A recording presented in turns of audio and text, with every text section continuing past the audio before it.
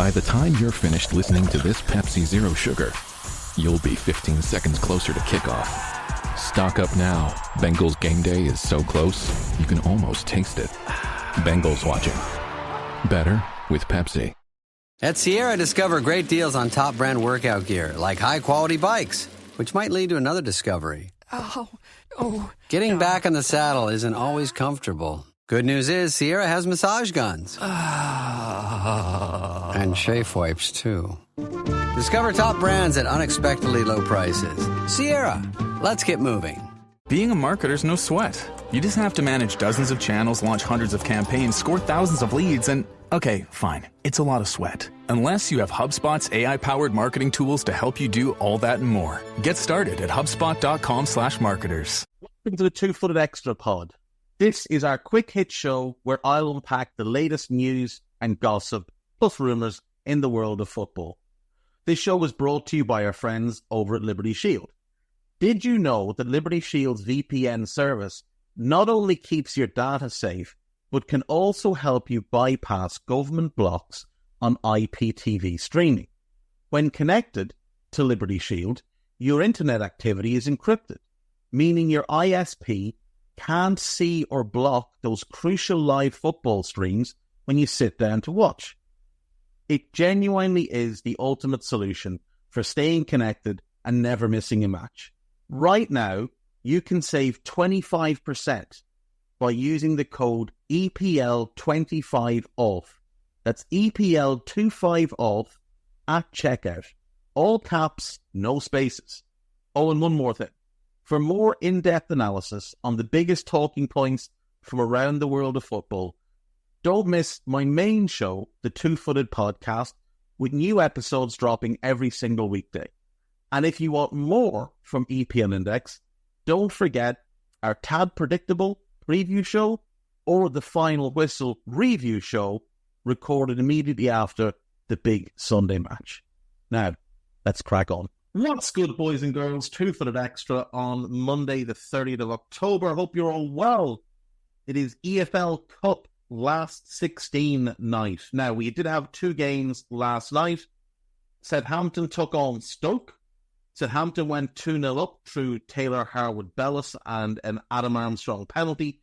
Then Stoke fought back. Ashley Phillips, in on loan from Spurs, got their first. Tom Cannon, I want to say on loan from Leicester, got their second. But James Bree, in the 88th minute, gave Southampton the win and sent them through to the last 8. Brentford also beat Sheffield Wednesday to advance. Kevin Shade scored on 11 minutes to put them 1-0 up. Then Gassama equalised for the Owls on 57.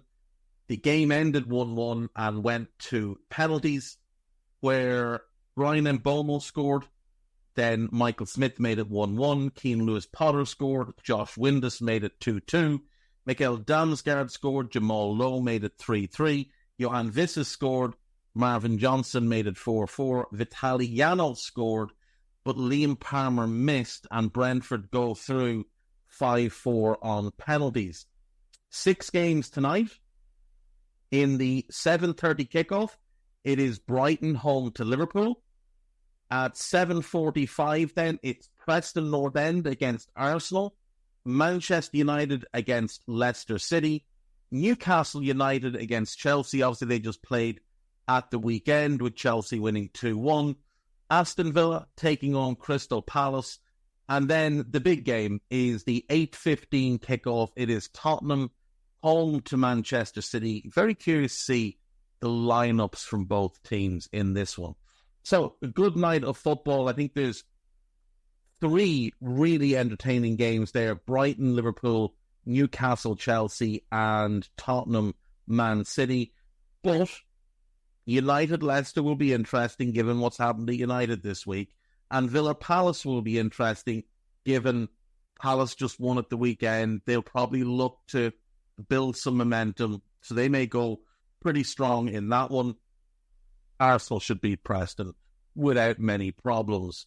On to the news of the moment. I would recommend everybody go on the BBC website and read the article by Andy Gray on Jeff Whitley, who, of course, played for Manchester City and Sunderland, among others. The article is entitled, "I Had Two Options, Pick Up the Phone or Maybe Die." So I do very much recommend reading that one. It is a very good human interest story. UEFA plans to boost the women's game with an investment of 830 million Great British pounds, €1 billion, over the next 6 years in a bid to make it the most played team sport by women in Europe. I think right now basketball is number one, but do look into that as well. That is good news for the women's game. Ruud van Nistelrooy will take charge of Manchester United tonight and is also set to take charge of them at the weekend, because I think regardless of what happens, Amorim's probably, if he comes in, I think it'll be Monday before he's actually installed and actually in charge. So Ruud is going to get at least a couple of games. What else do we have here? BBC Sports signs new Women's Super League rights deal until 2030. So that is very good. They will show 21 top-flight matches every year. There will be 14 exclusive matches on BBC television, with 7 shared across the BBC iPlayer and BBC digital platforms. Selected matches will also be available on BBC 5 Live, BBC Sounds, and on local BBC radio. Goals and clips of every fixture will be available on the BBC website, app, and social channels. So that is good. That is good news. Alex K. Yelsky, director of BBC Sport, who I believe was the former editor, maybe, of The Athletic. I want to say that's what he was, or head of content at The Athletic. Either way, he's the one behind this move, and good. The more, the better. Let's see. Jurgen Klopp has defended his role with Red Bull, saying you can't please everybody, nor should you try to, Jurgen. Nor should you try to. Another piece I highly recommend reading is by Rashid Speed. It is about Viv Anderson and about his historic career, so I recommend reading that one. It's very, very good. Manchester City striker Vivian Miedema has had knee surgery. She's been out for nearly a month, and it looks like she's going to be out for another while. They haven't said what injury it is, what surgery it is. She had a torn ACL 2 years ago, so hopefully it's not that again for her. Valencia have had to postpone their Copa del Rey match against Parla Escuela after devastating flash floods in Spain. At least 62 people have died after torrential rain in the country, with the town of Xiva near Valencia receiving more than a year's worth of rain in 8 hours. So that is obviously a tragedy that is far more important than football. Hopefully we get no more deaths coming out of the region, and hopefully there is aid and all the help that is needed sent to rescue the people that have been affected by that. Is absolutely horrible. What else have we got here? Mistakes remain, but England friendly is valuable. That's about the women's national team. There is a piece on questions regarding Everton's stadium, and I recommend giving those a look if you've got any interest. There is a piece about Manchester United and the player power, which I think is fair, because I think we see constantly managers and others get the blame at United, but the players don't seem to get the criticism or critique that they deserve. Shalon Root has said that English coaches need to potentially go abroad to develop themselves. He is the under-21 coach at Brighton. I do recommend giving that one a look as well. Wrexham have sold a minority stake to the Allen family, who owned global medical device company Welch Allen for more than a century. Okay, that is interesting. More funding into the coffers for the club. That's it. We'll go to break. We'll come back with the gossip. See you in a sec. Time to move? Skip the hassles of selling during the holiday season and sell your home directly to Open Door. Request an all-cash offer in minutes, close, and get paid in days. You can even pick your close date so you can move after New Year's. Start your move at opendoor.com or download the Open Door app. Open Door is represented by Open Door Brokerage Inc., license 02061130 in California, and Open Door Brokerage LLC in its other markets. Terms and conditions apply. With Uber Reserve, good things come to those who plan ahead. Family vacay? Reserve your ride as soon as you book your flights. To all the planners, now you can reserve your Uber ride up to 90 days in advance. See Uber app for details. When you need mealtime inspiration, it's worth shopping Kroger for thousands of appetizing ingredients that inspire countless mouth-watering meals. And no matter what tasty choice you make, you'll enjoy our everyday low prices. Plus, extra ways to save, like digital coupons worth over $600 each week and up to $1 off per gallon at the pump with points. So you can get big flavors and big savings. Kroger, fresh for everyone. Fuel restrictions apply. Right, welcome back. So, we'll have a look at the gossip. There's no point in going back too far, so we'll just do today's and yesterday's, starting obviously with yesterday's. Sporting boss Ruben Amorim has agreed to become the next Manchester United manager following the sacking of Erik ten Hag. That seems premature, considering he came out after that and said he hadn't made any decision.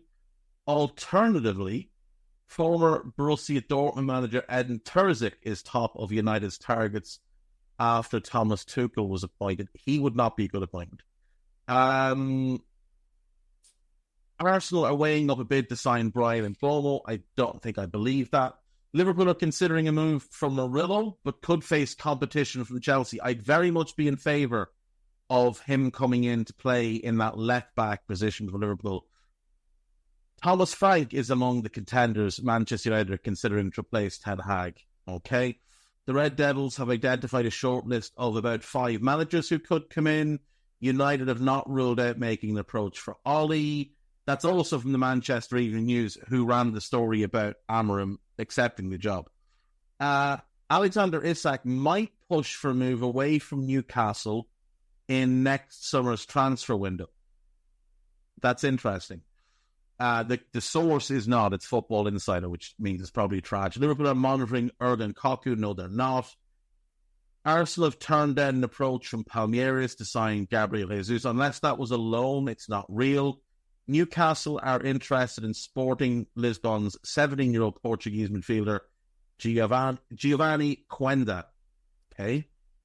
Sorry, that's Manchester United are interested in, not Newcastle. Well, if Amorim comes, he might want to bring him with him. But if Amorim comes in and it's a bit contentious, it might rule out signing any Sporting player that doesn't have a release clause. Newcastle have opened Manchester United. What am I doing here? Nottingham Forest is what I'm looking for. Nottingham Forest have opened talks with New Zealand striker Chris Wood over a new contract. And Guinea-Bissau striker Beto is considering leaving Everton in search of regular first-team football. God, I'm making this much tougher than it needs to be. Newcastle are working on a deal for Brian Mbeumo.